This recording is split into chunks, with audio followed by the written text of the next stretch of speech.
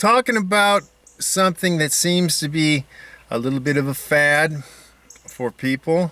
As you know, if you've been watching any of my reaction videos, you're in for a thrill because it's going to go differently than you probably think. So, again, I am reacting to somebody sent me, again, I get all these links from people and I don't chase them all down all the time, but some of them seem a little bit interesting. So I checked this out, and this was about the Duck Dynasty soprano guy, who is also known as Larry Krohn to you people, posting a video where he's telling, I guess, pet dog owners that they should pay attention to sport dog trainers, the elite of the sport dog training. Okay, so Larry, now let's just run down some facts here. Larry is fairly new to dog training, and people are going, oh, he's been doing it for a few years. I've been doing this for 50, actually going over 50 years at this point. I've said and done it all, Junior, and that's why when I see this, I know that he's just at a certain level, and he hasn't gotten up there, and he may never do it because a lot of people, they get stuck in their niches. And what he's doing, he makes money training pet dogs. He got a following, and that's what he does. And he's influenced by a lot of sport dog trainers, mainly the IGP, the Schutzen people. And I got something to say about all of that here in a second or two. But he takes that sport, and says, those people are geniuses. You should listen to them for what? Pet dog training? And now, before we delve into any of this, pet dog trainers are at the bottom. I mean, the people who just do pet dogs, they are the bottom of the barrel as far as dog trainers go. They are little leaguers, teaching a down, a sit, heeling, as you want to call it, or loose leash walking, and automatic sits, which is stupid. And generally most of these people are teaching on the left hand side. Why? Because it's watered down from the sports stuff that I'll get to in a second. They do that and place. I think I said that. And that's, leave it. That's one of the, that just drives me insane, that phrasal verb. So they do that. That's all they do. And they charge a hell of a lot of money nowadays because you got a lot of franchises and they microwave dogs. What I mean by microwaving is they start out on the e-collar immediately. They don't layer it in. They just start out on it, and they try to say that they got the dog trained in 3 weeks. Can't be done, and you sure the hell can't do what I do in 3 weeks, or other people. So Larry is looking at sport dog trainers, like I'm saying, but he's not talking. Is he talking about agility people? He's not talking about bird dog trainers who have field trials. Here's a key, Larry. Check them out because they do a lot of things that are more applicable to living with a real dog than what you're thinking of as IGP. Now let's delve into IGP for a moment, okay? So, I don't know why these people are touting, if you want to go after who's the best, that's Mario V. Look, bastards. Wake up, Larry. You're looking at people who are two-time world champion, and you're bowing down and being a sycophant, which you are to all. Let's face it, you're a sycophant to the IGP trainers, that Croyer and Marco and Ivan. You're like, oh, you guys know dog training. They know one type of dog training, and I'm going to blow that apart in a second.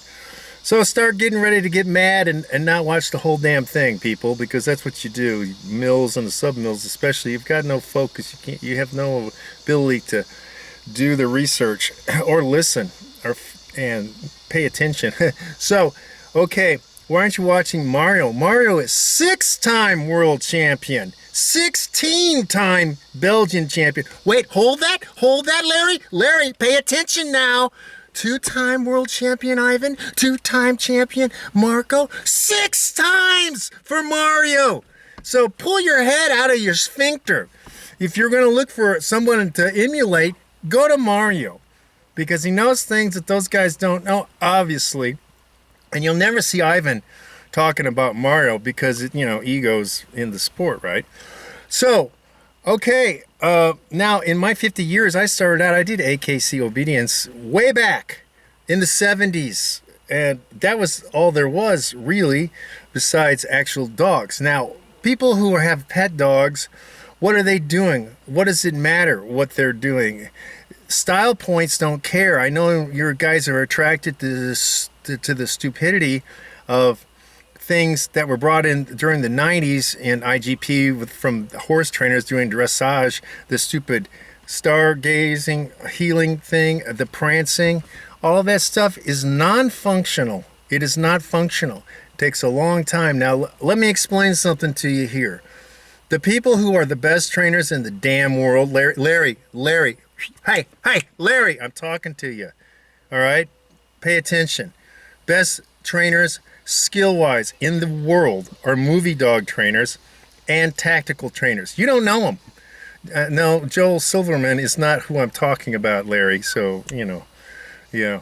You might want to check out a vidcast podcast with Robert Weatherwax, who, if you know anything, is the last of the Lassie trainers. Legendary. Was done on film, especially in the old days. It has not been duplicated, and it's our skills that you guys don't know, can't do. I want to see any of you IGP people train a dog to do a go with or a follow. You don't even know what the hell that is, do you? No, you don't know. Let's see. Oh, it's all about speed. Let's see you train a dog to do things slowly. Oh, you don't know how to do that shit, do you? No, you don't. And tactically, also, the dog works a long way from you.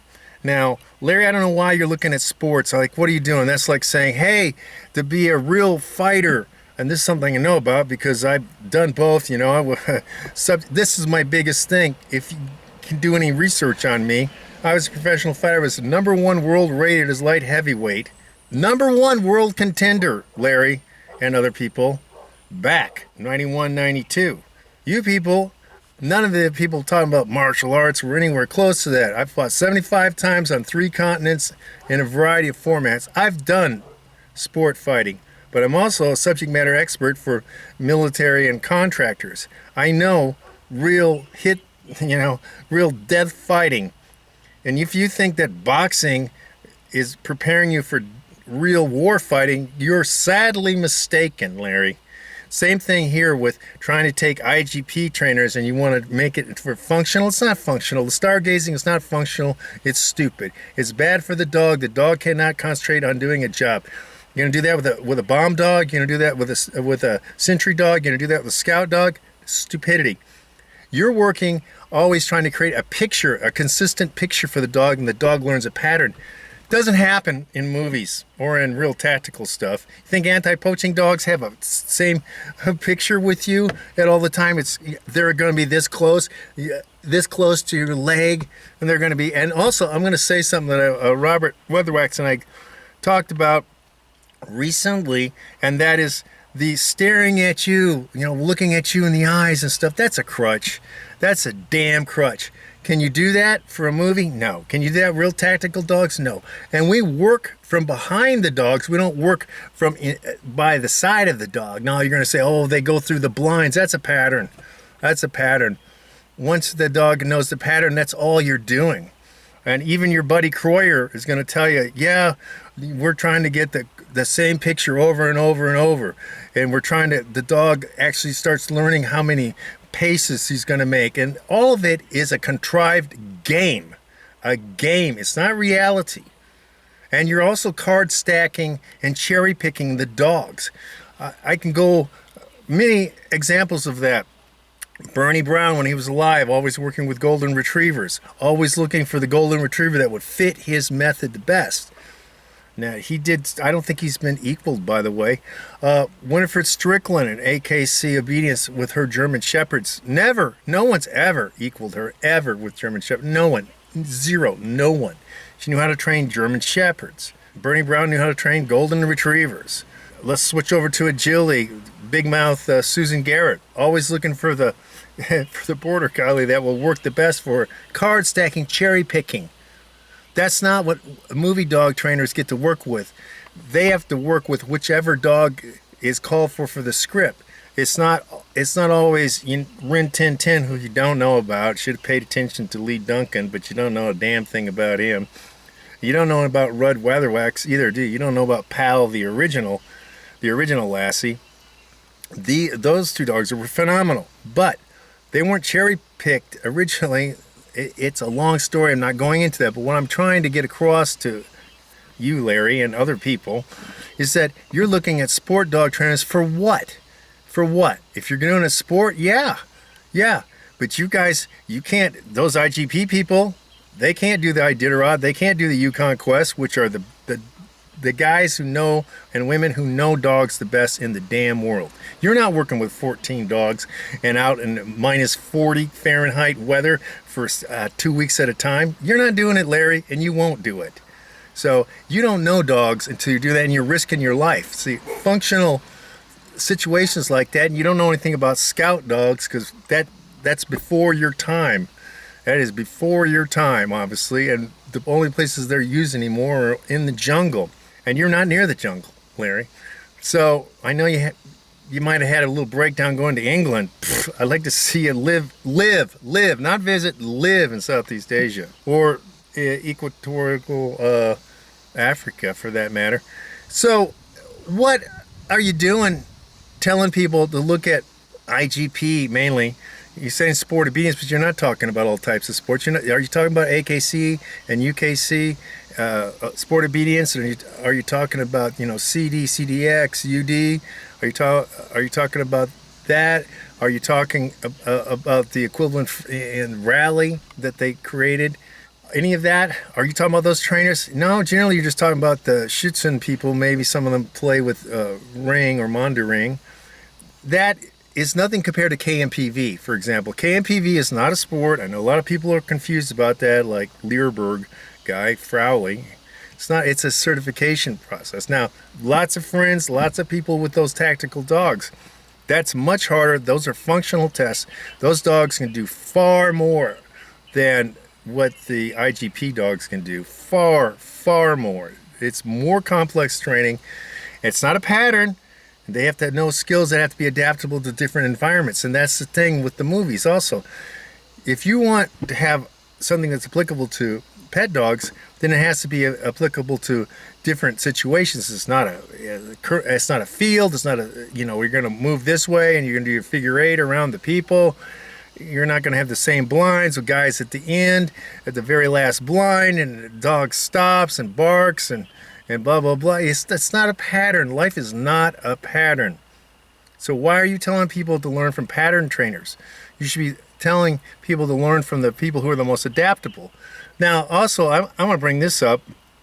All these people that you're talking about, they haven't passed the Jedi Dog Master Challenge. And that's a trainer skill test. They can't do it because it's a lot of different tests. Look it up. It's on my channel. Look it up. And don't try to dismiss it unless you can do it. And people who say, well, I don't need to do a quarter mile. Well, sit, stay, recall, you can't. You can't. And I can do far more than that. Put up the money, people. Put up the money. Check and test me. Test me. You don't think I can't do more than that. But I've already proved it. It's video. It's up. I'm going to put it maybe on this B-roll.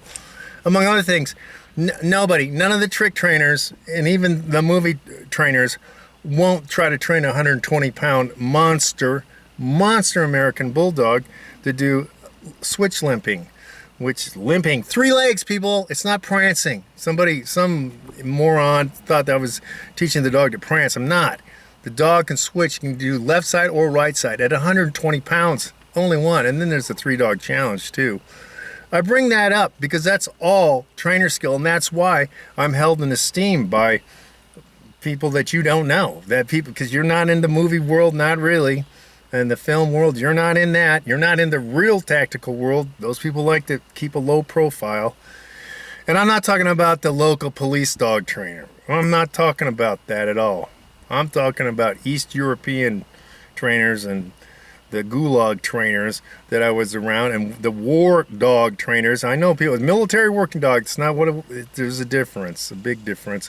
Anyway, the thing is, Larry, it's time to evolve. I know that you're stuck at this place where you think, oh, these are the people to emulate. These are the people to what exactly?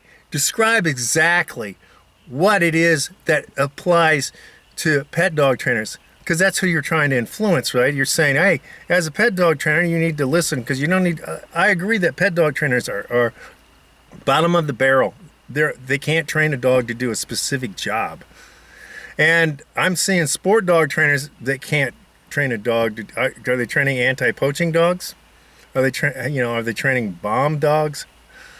Now some people can, but the majority are agility dog trainers doing that. Are they doing functional things? Can you train them to hunt boars? Can you call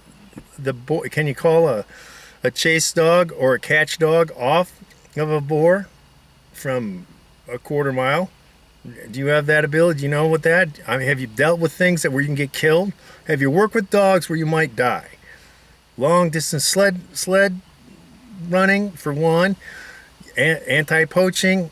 All military forms, I would say. Sentry works a little whatever, perimeter, that's not a big deal. But scout dogs and messenger dogs, which guys don't even know about, and there are others along this range. Those are dogs that have to function in many different things. Even search and rescue dogs, they have to operate in different, avalanche dogs are different than dogs that are used in the forest, for example. So all these things, Larry, it's time for you to start expanding your horizons. And I'm saying it because I'm the Ralph Nader in the dog business here, because I'm the limitations of people getting stuck in their niches, and they don't even look outside their niches. Really, it's a gift. I'm giving you people, not just you, Larry, but everybody, free information how to do this. Because again, if you cannot match me on the Jedi Dog Master Challenge, then you're not equal to me. You don't have an IGP title, and you can't do the Jedi Dog Master Challenge, which is more applicable to real life. How many movies have you done? How many commercials have you done? What work? As far as that goes. How many scout dogs have you trained? How many sled dogs have you trained? Yeah, okay. Yeah, people, we can play the game, We can play the game, but I'm coming to you with 50 years of experience. And that's why the people who are smart will pay attention. All right, Larry. So that's the reaction to your recent video, which is it's almost like a Kamala Harris went to the border. Sure she did. We can learn a lot by the border by not going to the border. Same sort of thing here, if you can figure it out with the looking at sport dog. You didn't define which sports, by the way. You need to define it. You need to limit that. Tell us, and then also you're not looking at all sports. Start looking at other sports. Start looking at functional dogs, Larry, and the functional dog trainers. A lot to learn, Larry. You're still just a neophyte. All right, so that's it, people. So, boom.